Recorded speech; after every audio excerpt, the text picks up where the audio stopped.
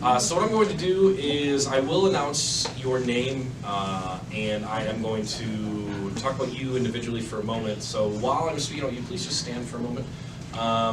And we already got a group picture of you in a moment, but once I announce your winner, then please, of course, come up just like Eva and speak and chat and so on. So let me start first off with some honorable mentions. So first of all, we have over 1,000 students in this league. So to narrow down to these 6 is normally impossible. And for these 6 people, there's always a much longer list of people that was number 7, 8, 9, 10, all the way down to a much different number. So I do believe honorable mentions are worthy of noting, just simply based on how many students there are. I just, for size and space, I did not invite the honorable mentions, but hopefully they can watch the video here. But from East Tech was Zoe Malin. Zoe was a 3-year performer that I think something just clicked this year, and there was almost like tenacity.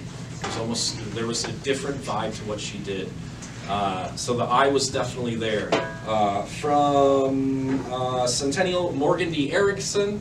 Morgan D. was one of those very emotional and scared performers out of the gate when I met her. One of those scenarios where you cry, run out of the room, and can't handle it type of scenarios. But man, if she didn't show up for that first show and actually be a part of that team, so definitely deserves to be in this honorable mention category. And then from Durango, Sasha Koroleva. Sasha's I hate to say the word language barrier, but when she has the type of accent that when she speaks, everything she says is funny. So to go from just that to actually learning this stuff and being able to contribute as a teammate, that was really cool to see this year. So those 3 definitely deserve to get at least some kind of mention today. So let me show some love to everyone that's standing in front of me, and hopefully cry less. So let me start off with our first nominee from Desert Pines, Jalen Bowie.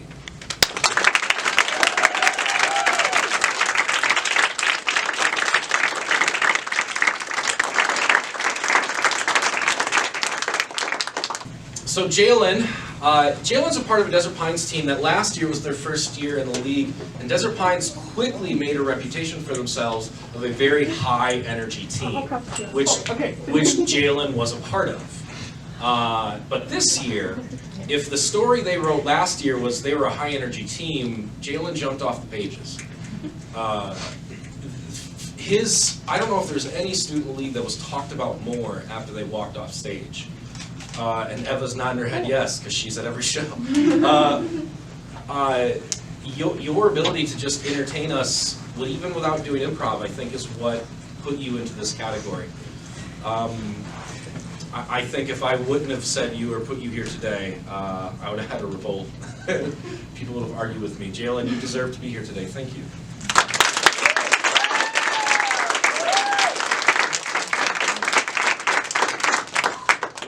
Okay. From Northwest, Kylie Meyer.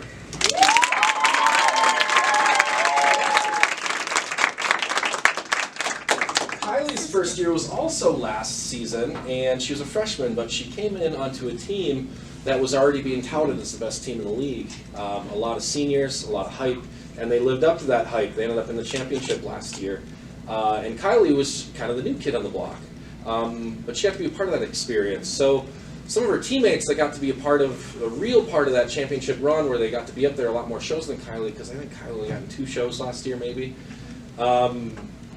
This year, I think there was more focus on some of her other teammates. And if Kylie didn't say sometimes, hey, I'm here, I'm a part of this thing too, it was pretty... You got this. I'm a 1.5, darn it. If she didn't put her foot down and say, hey, I'm not only here, but I can be the best one here as well, there's a whole new voice that comes out of her body, and it was awesome to see this year. So Kylie, thank you so much.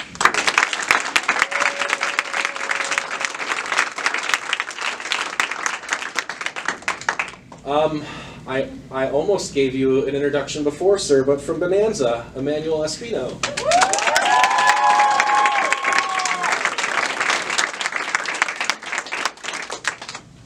So Emmanuel, very simply, as Eva's teammate that I talked about, his first year, went very different than Emma's first year. Every now and then we'll meet a student who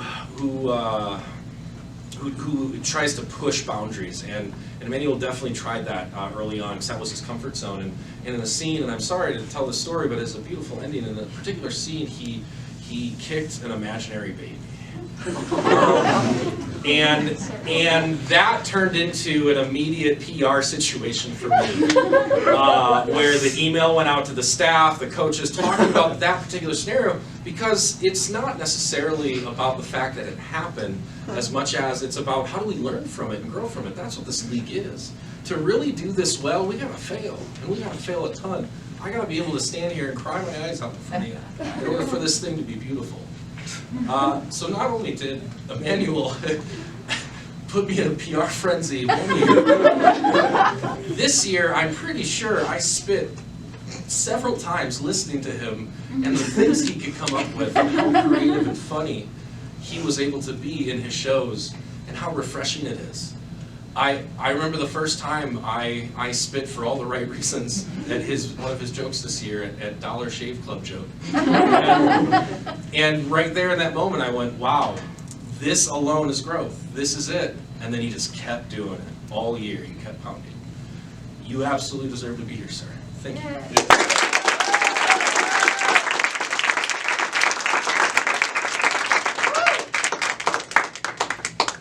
From Green Valley, Justice Bueno.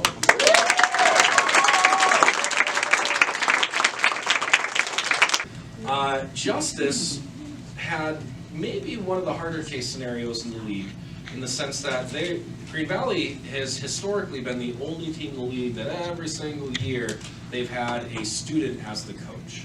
And that's just been their preference. So actually one of her good friends is her actual coach. So imagine if your high school best friend was trying to teach you how to be funny. So it can definitely turn into situations that don't always happen at some of these schools.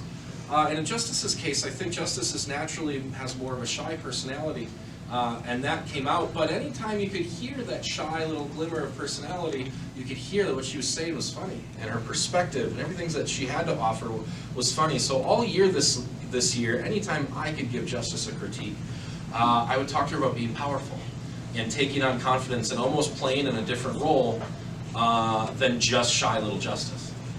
So I gave her a nickname of Machine Gun Justice, and every time I saw her, I'd see her, or she'd be behind the curtain ready to go out, and she'd have her little shake going and say, Machine Gun Justice, go. Show power, and she did. She absolutely did, so much so that she even stole the All-Star vote from the rest of her team. Oh, it was so good. And nothing personal against it, but you even stole the All-Star vote from your coach and best friend. You absolutely deserve to be here, Justice. Thank you so much.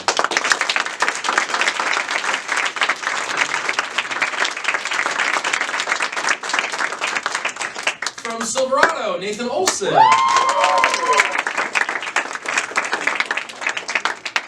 Silverado, since the day they've joined this league, has had this weird scenario of just pumping out powerhouses. That's what they've done. It's like they put something in the water there, and just students come out as powerhouses and become big pieces of the league, hence even my stage manager here, Corey. So Nathan's got plenty of powerhouses around him, and when he came in last year as a new player to their team, he had all great signs of being able to do this well, but he drank the water over the summer, followed some of the other powerhouses around him, and if he isn't a powerhouse himself, I don't know how else to describe it.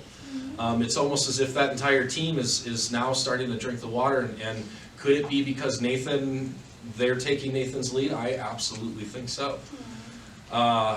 Any type. Good? You can restart? Okay. So, I think any question that came up to me or was posed to me, whether it was players from Silverado, the coaches from Silverado, if Nathan wasn't at the very beginning of that conversation, I would be insanely surprised.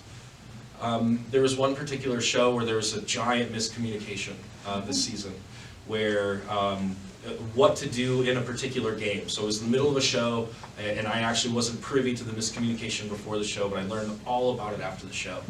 And it turned into one of those scenarios to where, well, he said, she said, and we didn't understand, and we missed something, we think we messed up something.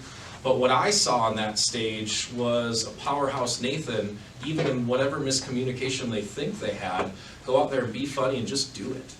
And do it really well. So miscommunications or not, we fail all the time in this league. We embrace it and then we do the next thing. So keep drinking that water, man, because now you put a star on the map.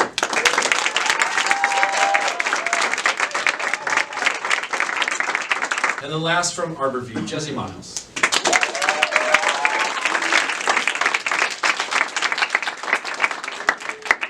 Even just a few minutes ago when you walked in, I was standing with some parents outside, and the parents said to me, wow, you can even tell who they are with their mask on. It's because the permanent ingrained picture in my head of Jessie is Jessie with a giant smile on her face. So Jessie, this is her senior year of being one of my four-year students. 4 years to me, there's even a buzzword in that, just triggers me in a different way. So Jessie, with all of her smiles in her first 3 years, and she battled some scheduling problems, basketball and whatnot here and there, but she would come here, she was having fun. And she enjoyed this and wanted to do this. And then this year, maybe it was the senior mentality of this is going to be my last chance to be a part of this thing. But that smile stayed on, packed on with some sort of layer of determination to do good work. There's a point this year where Arborview asked me to come out and help them learn some musical improv. And you know, you don't ever see that in Jesters, right? So I go there. I go there to teach them probably the hardest thing about improv. And then I say, man, it'd be really nice if we had some music behind it so that we're not doing this a cappella. And Jessie's like, sure, and sits down at the piano. And I say, are you good? She's like, yeah, we'll try. And I say, can you just put chords together? She's like, yeah, I'll try. And just naturally puts some chords together. It's like, Jessie, can you also sing while you do that? Just starts improv singing. If I asked all of you in this room right now, start improv in a song right now, most of us would shut down. I think the leap you took in your senior year cemented your place in this league. Arborview, I think, as a whole, has always been a smiley team. Has always been that team. And it's nice that you're one of those faces that's now associated with it. And you get to be put in our Jesters history as nominated for our Most Improved Award. I wish I had a fifth year to give you, but thank you. Thank you.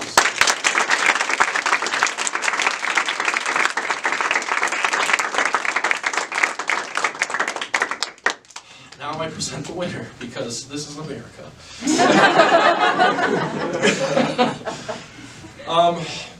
My note to the winner of this award. All 6 of you deserve to be here. Those honorable mentions deserve to be there. I wish I could talk about all 1,000 students, but the winners and the nominees tell stories, and those stories are what inspire us to tell more stories and to do better things.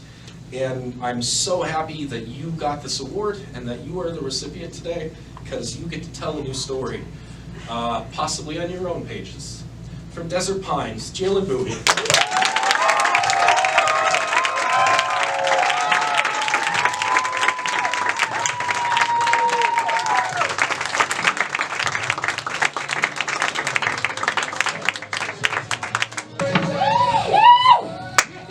Wow, I did not expect this at all. Like, this really caught me off guard. Thank you to my team, Sarah, my dad. Thank you to my family for supporting me, and Alex for coaching me.